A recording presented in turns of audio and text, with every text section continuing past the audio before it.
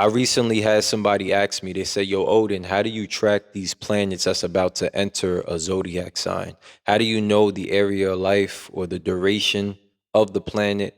How do you know where it's going to affect you? How do you do that? In this video, I'm going to show you guys how to do that because I do realize that a lot of people who watch my stuff, they don't really know astrology. They just like to speculate about it or they're just interested in it. But most people don't know how to use the practical application of astrology. So here in this video is a small treat. I'm gonna show you guys how to track this. Now, Venus is entering Libra on October 14th, and it's gonna be there till about November 6th or 7th. So how do we track this? Well, the first thing you're gonna do is you're gonna go on Google, you're gonna pull up, you're gonna type in birth chart calculator, you're gonna pull up whatever website comes up for you that you want to use.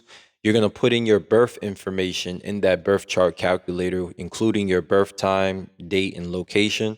Once your birth chart is pulled up, you're going to see a chart pull up where it's going to have the position of the planets at the moment of your birth. You're going to look at the houses 1 through 12 on that chart.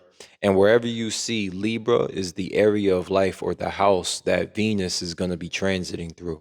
Now, the 12 houses represent 12 areas of life. So once you figure out the house that you have Libra, you're going to have to understand the meaning of that house. So if it's the first house, if it's the second house, third, fourth, these are just 12 areas of life. So it could be home and family, it could be job, it could be career, it could be a marriage and relationships, it could be creativity.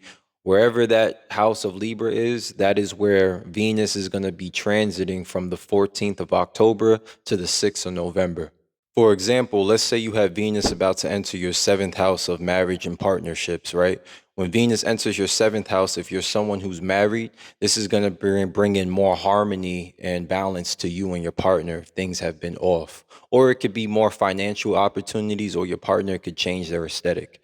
If you're somebody that's single, then this is going to be a relationship opportunities, whether it's business partnerships or romantic relationships that's coming in. For example, in my chart, I have Libra on the 10th house cusp, which is the outer public world in the house of career and work and job, right? So Venus coming into my 10th house is basically going to bring in more job and financial relationships, or bring in more harmony in the workplace, or maybe bring in some sort of financial abundance or career opportunities. This is different for everybody. There's a lot of other things that are also involved in transit tracking, but that's just the basics of how to track a planet when it's about to change signs or dignity.